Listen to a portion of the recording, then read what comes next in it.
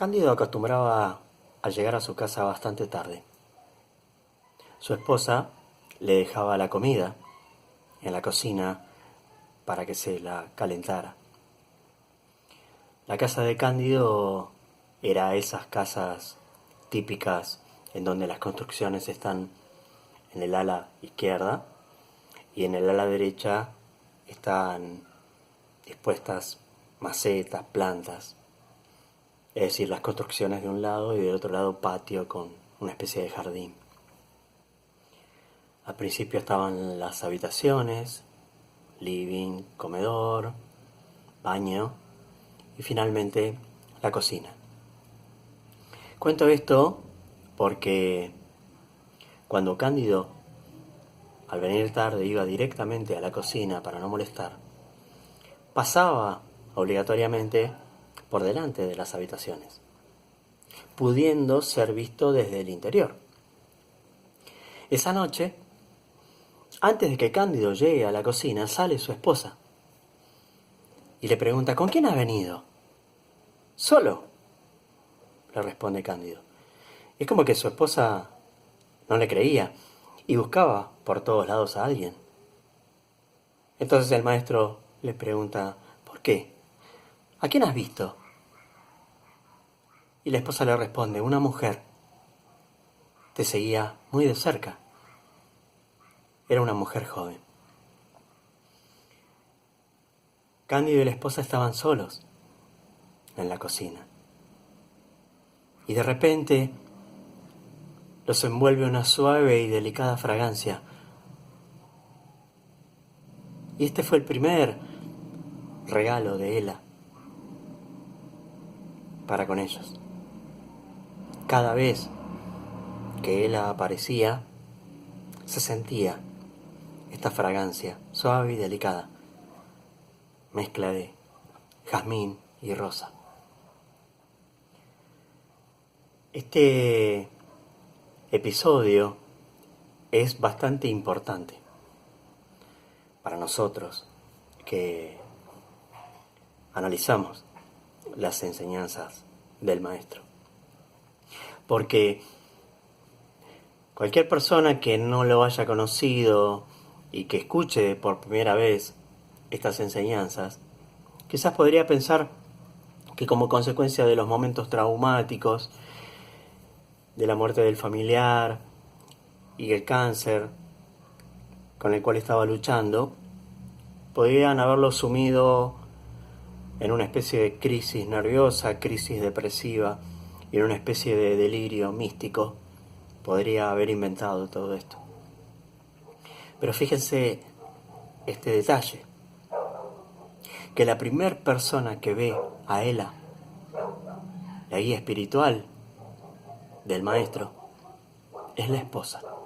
Y esto le da una veracidad enorme, enorme al relato de Cándido, porque él no la imaginó. Y como les acabo de contar, la primera persona que vio a Ela fue su esposa. 3 días después de este episodio, Cándido tiene una serie de malestares, lo cual le hacen recordar la terrible enfermedad que estaba padeciendo. Razón por la cual decide abandonar su trabajo en el hospital un poco más temprano. Pero como siempre lo hacía, decidió pasar a ver a un paciente que estaba internado desde hace ya bastante tiempo. Esta persona era un judío que había estado en los campos de concentración y padecía una rara enfermedad que cubría su cuerpo con llagas y pústulas. Y tal vez el origen de esa enfermedad sea el haber estado en condiciones totalmente insalubres en los campos de concentración. Antes de llegar a la habitación donde el paciente se encontraba, escucha una serie de gritos. Y cuando Cándido entra a la habitación, este señor le dice: mire, solo llagas, pero no se horrorice, porque mi esposa y mi hija murieron peor. Por lo menos a mí la carne no se me pudre de gusanos. Los tres habían estado en un campo de concentración. Él, la esposa y la nena de 6 años. Y él, desesperado, lleno de bronca, lleno de rabia, le dice a Cándido: ¿qué clase de Dios es el que permite que hayan muerto niños y ancianos torturados en el gueto de Varsovia? ¿Qué clase de Dios es el que permanece impávido y no hace absolutamente nada ante la violación de nenas por parte de bestias que ataban a sus padres para que contemplen el espectáculo? Al fin, cansado de tanto renegar contra Dios y contra la vida, se echa a llorar. Cándido lo toma de la mano y este hombre tiene la delicadeza de pedirle perdón. Y le dice: por favor, no deje por esto de venir a verme. Ese mismo día, unas horas después, queda inconsciente. Y 2 días después, muere. Cuando suceden este tipo de cosas, cuando tenemos que asistir al sufrimiento de quienes amamos, cuando tenemos que ser víctimas nosotros mismos de un dolor intenso como consecuencia de una enfermedad, todas las doctrinas y filosofías parecen derrumbarse, porque hay algo que no encaja dentro de ese concepto de Dios que nosotros hemos creado. Todas estas injusticias parecen no tener lugar en esa concepción de Dios que hemos creado. Un Dios que es todo bondad, todo misericordia. ¿Cómo puede permitir que sucedan este tipo de cosas? Y creo que ustedes y yo y miles de personas se han hecho este planteo. ¿Cómo puede ser que niños completamente inocentes nazcan y permanezcan en hospitales sufriendo día a día el tormento de padecer enfermedades crónicas sin posibilidad alguna de recuperación, y están toda su vida sin poder hacer nada? Es un planteo que, repito, todos nos hemos hecho. Y esto se debe a que en realidad lo que hemos hecho es un planteo equivocado. Hemos hecho una definición equivocada, un concepto equivocado acerca de lo que es Dios. Y entonces, ¿qué se puede hacer cuando una persona está sufriendo, como este pobre hombre, en donde su esposa y su hija, en condiciones inhumanas, se les pudría la carne de gusanos, y tenía que contemplar cómo violaban a las nenas y masacraban a niños y ancianos? ¿Se puede uno acercar a esas personas con razonamientos que hablen acerca de la ley del karma, de paraísos para los justos, infiernos para los malvados, filosofías de realización espiritual. No, realmente no. Porque las palabras son solo palabras que no disminuyen el dolor de la persona, que solo pide que se alivie dicho sufrimiento. Y como Jesús, que desde su cruz mira y dice: Padre, ¿por qué me has abandonado? Ahí estalla la rebelión. Y Cándido hace esta profunda reflexión, que es, creo, la reflexión que todos nosotros hemos tenido o van a tener tal vez alguna vez. Y la reflexión es la siguiente. Cándido dice: yo quiero que mi religión, mi fe, no deje de lado nada de lo que en este universo ocurra.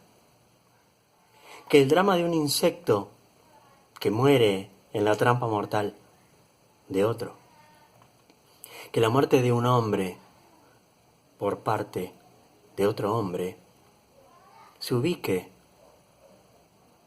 dentro de mis convicciones. Que entienda a Dios y a su dualidad, donde bien y mal están entremezclados en un mecanismo intransigente, donde mueren justos e injustos, donde sufren buenos y malos. Los maestros le han dado el tesoro inapreciable de un conocimiento que ha aplacado en cierta manera estas angustias reflexivas. Pero para que esto ocurra, para entender verdaderamente este nuevo concepto acerca de lo que es Dios, debemos vaciarnos. Es como la enseñanza zen del maestro japonés que recibe a un profesor universitario para que le enseñe qué es la filosofía zen. Le dice que se siente y empieza a servirle el té. Y agarra la tetera, le empieza a verter el té dentro de la taza. Y cuando la taza estaba llena, él sigue vertiendo el té y empieza a desbordar. Entonces el profesor le dice: pero, dice, ¿no ve que la taza ya está llena? ¿Por qué sigue vertiendo? Y el maestro le dice: porque esta taza es como usted. Esta taza es como su mente, como su cabeza. Está completamente llena. Entonces yo jamás voy a poder explicarle lo que es la filosofía zen si usted primero no vacía su taza. Significa que si no vaciamos nuestra cabeza de todos los conceptos, de todos los juicios que tenemos adentro, jamás le vamos a dar oportunidad a una enseñanza nueva, que trastoca todo lo conocido, que inclusive se pone en contra de grandes religiones. Pero depende de cada uno de nosotros, que vacíe su interior de todo lo que otros han escrito. Hay que vaciarse de todo lo que otros nos han enseñado, para que nosotros mismos, por nuestros propios medios, con nuestros propios ojos, con nuestra propia alma, podamos experimentar a Dios con nuestras posibilidades. Y no aceptar con la cabeza gacha el concepto que otros nos han propuesto. Cándido tuvo que vaciar su taza. Cándido tuvo que vaciarse de contenidos, de prejuicios acerca de lo que era Dios, de lo que era la justicia divina. Y obviamente, este proceso liberador, este proceso de vaciado, comenzó cuando Cándido conoció a Ela, su guía espiritual. Así que espero que se haya entendido el mensaje de este capítulo, que de nada sirve acercarse a alguien que sufre con palabras. Sirve abrazarlo, tomarlo de las manos y compartir el momento de sufrimiento con esa persona. Y luego, si esa persona quiere, le podemos dar las explicaciones que nosotros tengamos. Y en segundo lugar, la otra gran enseñanza es que debemos despojarnos de todos aquellos conceptos que los demás nos han enseñado para dar lugar a que dentro nuestro renazca el verdadero conocimiento. Y ese conocimiento va a ser nuestro, va a ser nuestra interpretación de Dios, va a ser nuestra interpretación de la vida, y esa es la única válida para la experiencia humana. Porque si sigo repitiendo como el loro lo que otros han experimentado, eso no tiene ninguna utilidad.